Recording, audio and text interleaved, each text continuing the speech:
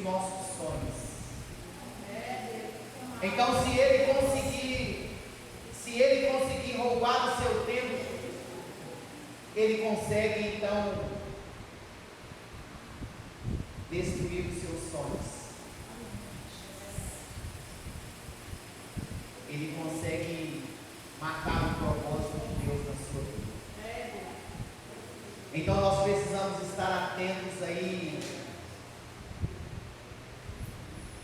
a tudo. A Bíblia vai dizer que nós devemos orar em todo tempo. Nós devemos sempre estar vigilantes. Então, que você possa estar vigilante, e cumprir aquilo que a Bíblia diz, para que nós não possamos dar lugar ao inimigo. Não deis lugar ao inimigo, porque quando ele entra, para ele ir embora,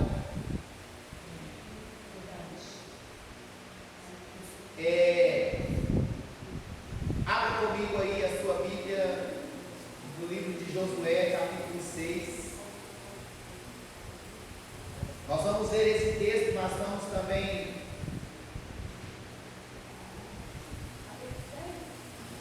Josué capítulo 6.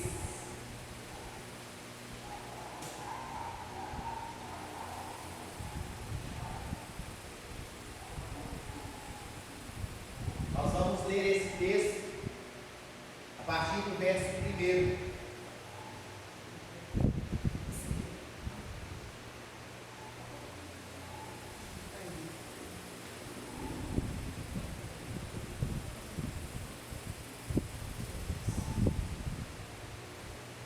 Tem a outra aí, não? Os portões de Jericó. Não.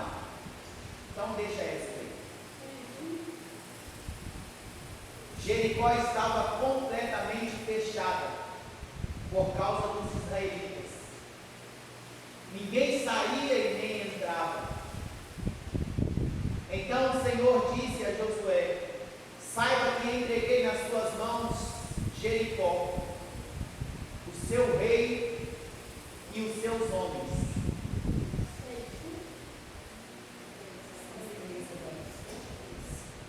Volta lá no outro, que não tinha terminado. O seu rei e os seus homens de guerra. Marche uma vez ao redor da cidade com todos os seus homens armados. Faça isso durante 6 dias. 7 sacerdotes levarão cada um uma trombeta de chifre de carneiro à frente da arca. E no 7º dia marchem todos 7 vezes ao redor da cidade. E os sacerdotes toquem as trombetas. Quando as trombetas soarem um longo toque, todo o povo dará um forte grito. E o muro da cidade cairá, e o povo atacará cada um do lugar onde estiver. Josué, filho de Nun, chamou os sacerdotes e disse-lhes: levem a arca da aliança do Senhor. 7 de vocês levarão trombetas à frente da arca. E ele ordenou ao povo: avancem, marchem ao redor da cidade. E os soldados armados irão à frente da arca do Senhor. E quando Josué terminou de falar ao povo, os 7 sacerdotes que levavam as suas trombetas diante do Senhor saíram à frente, tocando as trombetas. E a arca da aliança do Senhor ia atrás deles. Os soldados armados marchavam à frente dos sacerdotes que tocavam as trombetas, enquanto a retaguarda seguia a arca. Durante todo esse tempo tocavam-se as trombetas. Josué, porém, tinha ordenado ao povo: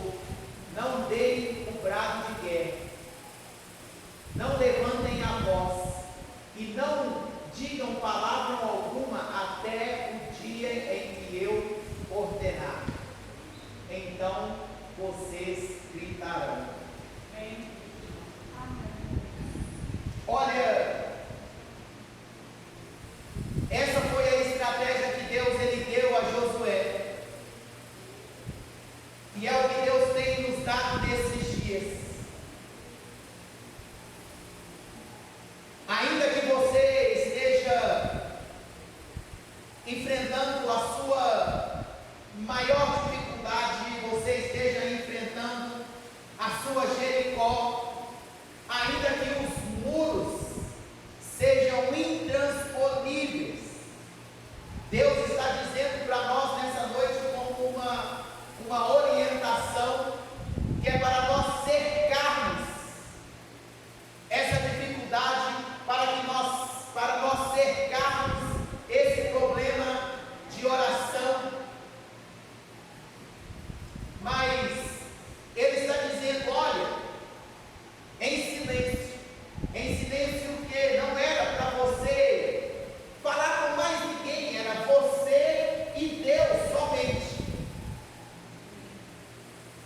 Essa foi a estratégia que Deus deu a Josué, no silêncio. Assim também como nós aprendemos que Deus ele age no silêncio. Isso confunde o nosso inimigo, porque o nosso inimigo, ele, podemos dizer que ele é meio que psicólogo. Por quê? Porque ele observa as nossas reações, ele observa a nossa vida, ele observa o nosso modo, se você está andando de cabeça erguida, se você está andando de cabeça baixa, ele observa você. E olha que ele é experimentado, porque ele esteve lá diante de Adão no Éden, ele enfrentou também o nosso Senhor Jesus. Então pode acreditar no que eu estou dizendo, e se nós permanecermos em silêncio, na nossa mente ele não toca. Ainda que ele lance seus dardos inflamados, mas a Bíblia vai dizer no livro de Efésios, na carta aos Efésios, que nós devemos sempre estar revestidos com toda a armadura de Deus. E a armadura de Deus, o primeiro que é colocado em nós é o capacete, ou seja, o capacete da salvação. Guardando assim então a nossa mente, guardando os nossos ouvidos, guardando os nossos olhos, guardando também a nossa boca. Olha para você ver uma coisa, como que Deus ele é estrategista, irmãos. Veio uma coisa aqui agora. Deus ele é estrategista. Você tem 2 olhos, 2 ouvidos. Eu vou dizer 2, mas a gente sabe que é uma, né? 2 narinas e uma boca. Então seja segunda, terça, quarta, quinta, sexta, sábado, domingo. Então olha só, na segunda e na terça você,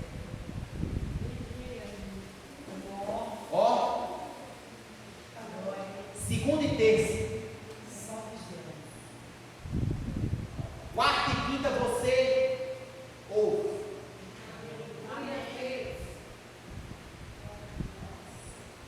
Sexta e sábado você vai discernir. E no domingo você fala. E aí no domingo você fala. Porque a Bíblia vai dizer que há poder nas suas palavras. A morte e a vida estão no poder das palavras que saem da sua boca. Então por isso do silêncio Deus disse, olha, eu quero que vocês rodeiem a cidade, mas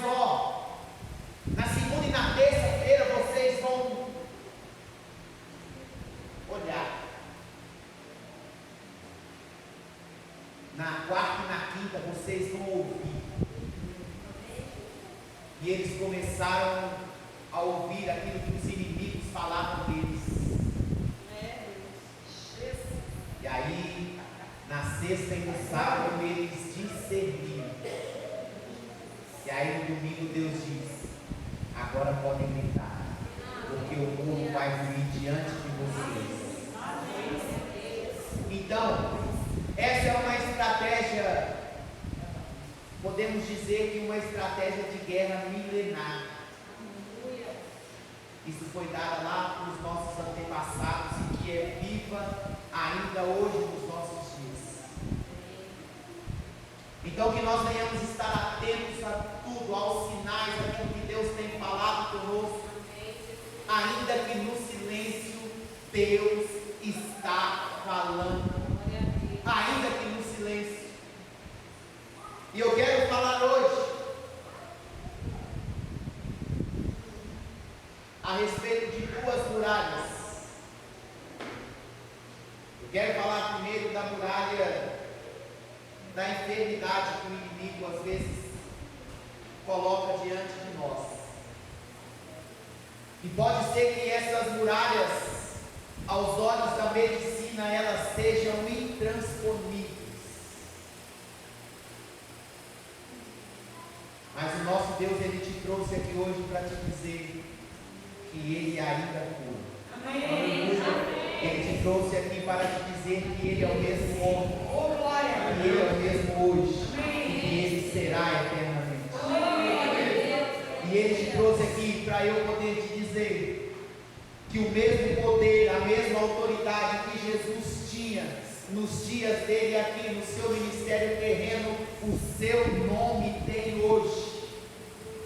A mesma autoridade, o mesmo poder que Jesus tinha quando pessoa aqui sobre a terra, hoje o seu nome tem o mesmo peso, a mesma autoridade. E ele diz: em meu nome, em meu nome. Jesus disse que em nome dele nós poderíamos expulsar os demônios, curar os enfermos, libertar os cativos e oprimidos, e pôr em liberdade, e ainda mais, e anunciar o ano aceitável do Senhor. Então não é uma enfermidade que pode nos parar, ainda que pela medicina ainda não foi encontrado a cura. O nosso Deus ainda continua criando. Glória a Deus. O nosso Deus ainda continua criando. Então, não tenha medo. E por isso eu quero ordenar que o medo agora vá embora. Medo, pega tudo que é seu e vai embora agora. Em nome de Jesus. Em nome de Jesus. Nós te rejeitamos aqui do nosso meio. Então creia somente. Foi o que Jesus disse para Jairo. Olha, Jairo, creia somente. Todo mundo dizendo: ó, não incomode mais o mestre, não dá mais, chega, acabou, não tem mais jeito. E Jesus chega e diz: olha, Jairo, creia somente. Creia somente. É hora de nós colocarmos a nossa alma no lugar dela. Ela está se agitando demais. E por ela se agitar demais, ela desequilibra o nosso emocional, o nosso corpo. O salmista disse assim: olha, por que te afliges, ó minha alma? Por quê?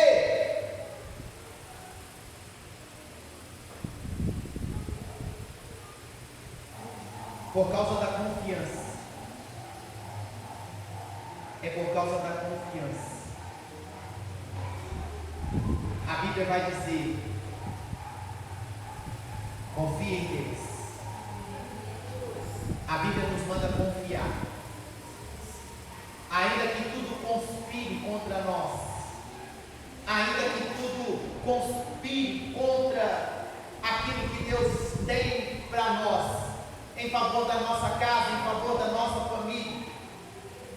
em favor do nosso trabalho. Ainda que o vento não seja favorável, nós devemos confiar em Deus. Amém, Jesus. Glória a Deus. A cura é nossa. A cura nos pertence. Amém, Jesus. Olha aí, e nós somos privilegiados. Privilegiados por quê? Porque nós pertencemos a uma igreja que anuncia o Evangelho completo. Ela anuncia que Jesus salva, que Jesus batiza com o Espírito Santo e que Jesus cura. Glória a Deus. Jesus, Ele cura, irmãos. Aquilo que eu já disse aqui, assim como Ele fez no passado, o nome dEle continua fazendo hoje. Amém, Jesus. Aleluia. Ele disse assim, e olha que Jesus, Ele disse assim: vocês não receberam nada, porque até agora nada vocês me pediram no meu nome. Então peçam a Ele, em nome dEle. Amém, Jesus. Ele disse: olha, vocês ainda não receberam nada, porque até agora nada vocês pediram em meu nome. Então peçam, irmãos. Mas a Bíblia diz que aquele que pede deve crer que recebeu aquilo que pediu. Amém, Jesus. Então, e é aquele texto que diz assim: nós não andamos pelo que vemos, e nem pelo que sentimos, nós andamos por fé. Amém. Nós andamos por fé. Ainda que a gente ore e determine que a enfermidade vá embora e a dor ainda continue no seu corpo, você simplesmente precisa declarar: eu sou curado. Porque é assim que está escrito: eu sou curado. A Bíblia diz isso, meu Deus diz isso, a Bíblia me garante que eu sou curado. Jesus já levou sobre ele. Nós precisamos confessar a palavra. Nós precisamos confessar. Quando a gente às vezes fala de confessar, a gente logo lembra de confessar pecados. Mas não é isso, confessar a palavra. Então, creio, a cura pertence a você. A cura pertence ao corpo de Cristo. Nós cremos e pregamos isso, e ministramos isso. E eu acredito que os melhores dias da nossa igreja, do nosso ministério ainda está para começar. Amém, Jesus. Porque Deus tem revelado algumas coisas, Deus tem falado algumas coisas que, humanamente falando, são impossíveis. Mas o nosso Jesus, Ele disse assim: aquilo que é impossível é possível para Deus. Glória a Deus. Então aquilo que nós julgamos ser impossível para nós, para o nosso Deus, é possível. E a Bíblia vai dizer assim: tudo é possível ao que crê. Se você crê, tudo é possível.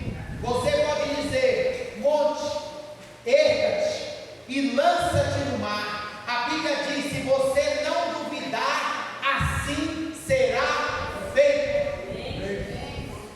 E da mesma forma que nós dizemos: monte, erga-te, você pode olhar para a enfermidade e dizer: olha, caroço,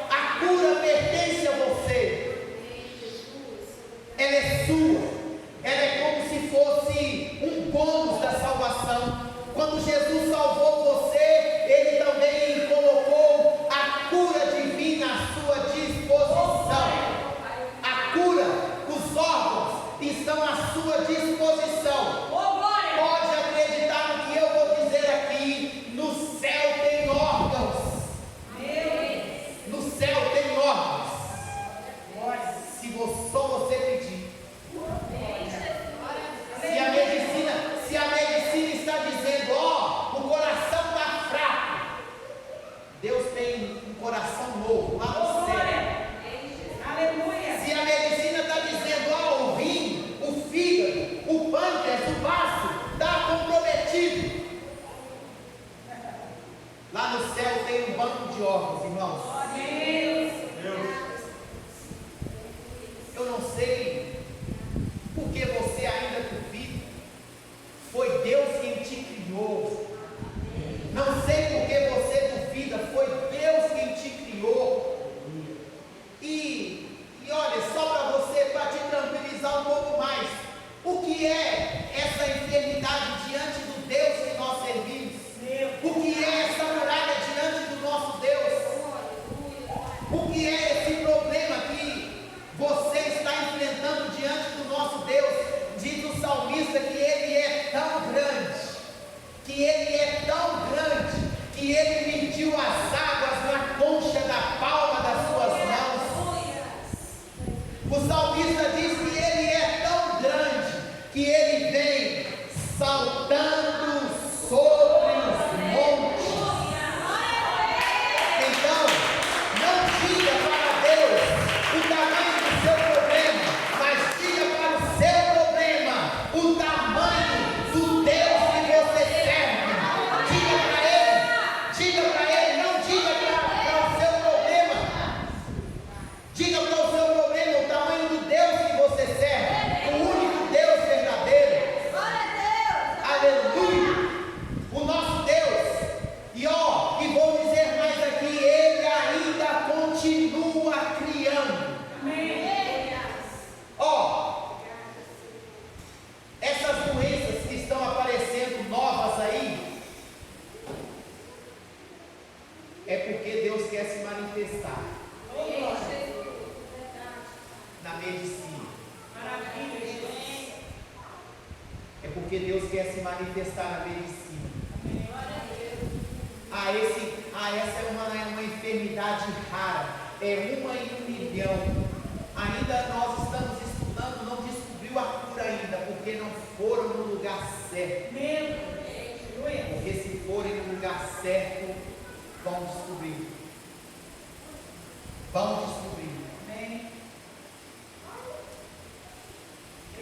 Então, creio. E a Bíblia diz assim: e imporão as mãos sobre os enfermos e os curarão. Então, irmãos, o orar é conosco, mas o curar é com Deus. Fala aí com o seu irmão: o pequeno faço eu, o grande faço meu Deus. O orar é conosco, mas o agir é com Deus. Então é isso, creia, ore, determine, irmãos. Nós precisamos determinar. O problema nosso hoje é esse: determinar. Vamos passar a determinar aquilo que a gente quer. Porque assim será feito. Assim será feito. E no final a gente vai orar daqui a pouquinho. A outra muralha que se levanta diante de nós é a muralha financeira. Essa muralha tem afetado boa parte do corpo de Cristo. E pode saber que essa não é a vontade do nosso Deus. Irmãos, a vontade do nosso Deus é que a Bíblia diz assim, que em Cristo Ele supriria todas as nossas necessidades. Em Cristo, todas as nossas necessidades estão supridas. Necessidade suprida significa ausência de necessidade. É ausência de necessidade. E nós vamos falar, não sei se agora no próximo mês, mas no mês que vem, não sei ainda. A gente vai ver. E nós vamos ver os 7 segredos que fazem um homem produzir por 1000. Amém, Jesus. E num desses segredos, administrando sucesso, nós precisamos crer que Deus multiplica o pouco. Glória a Deus, é verdade. Nós precisamos crer que as pequenas coisas são alicerces das grandes coisas. Amém. Nós precisamos crer que se sobrar, Deus acrescenta mais. Glória a Deus. Nós precisamos crer que as pequenas coisas são alicerces das grandes coisas. E a gente vai tratar disso, a gente vai ver isso. Creia que o pouco pode se multiplicar. Então, quando você recebeu o seu salário, olha o que Jesus fez. A Bíblia vai dizer que Jesus, quando ele pega os pães e os peixes, a Bíblia vai dizer que Jesus ele pega os pães e os peixes e ele faz só isso, ó. Graças eu te dou. Ele deu graças. Então, quando você receber os seus 5 pães e 2 peixes, abençoe. Amém. Abençoe, porque a Bíblia diz: não amaldiçoe, mas abençoe. Abençoe. Abençoe os seus 5 pães e 2 peixes, e você vai ver que o poder da multiplicação vai entrar dentro deles. E o outro é recolher a sobra, para que nada se perca. São 4 pontos. As pequenas coisas são alicerces das grandes coisas. Recolher a sobra para que nada se perca. Crer que o pouco pode se multiplicar. E qual que eu não falei ainda? Eu falei 4 aqui.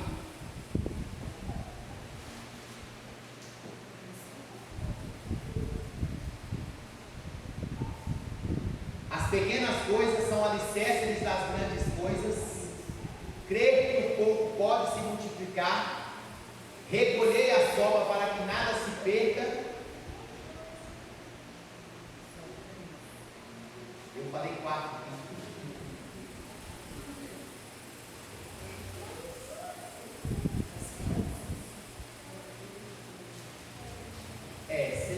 Eu perdi aqui, mas são 4.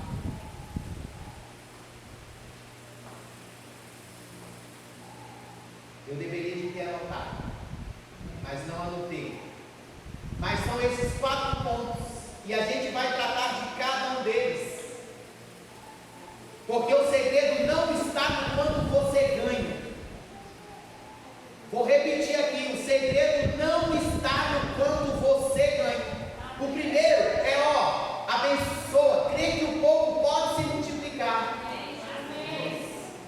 Crê que o pouco pode se multiplicar. E ainda que você ache que o seu salário é pouco, não diga isso, mas abençoe. E você vai ver a bênção de Deus ali, diante dos seus olhos. Então, nós vamos falar isso mais pra frente, não sei se nesse que vem ou no outro, tá? Mas não importa o quanto você ganha, mas sim a forma em que você administra. Se você é gastador, eu posso colocar 1 milhão nas suas mãos que você vai ficar pobre dentro de 1 ano. Você é capaz de queimar R$1 milhão em 1 ano. Então o segredo não está em quanto você ganha, mas na forma que você administra. Então se coloque de pé no seu lugar e nós vamos orar. Nós vamos pedir a bênção de Deus sobre o nosso corpo. Nós vamos clamar a Deus também pelas nossas finanças. Aleluia. Glória a Deus.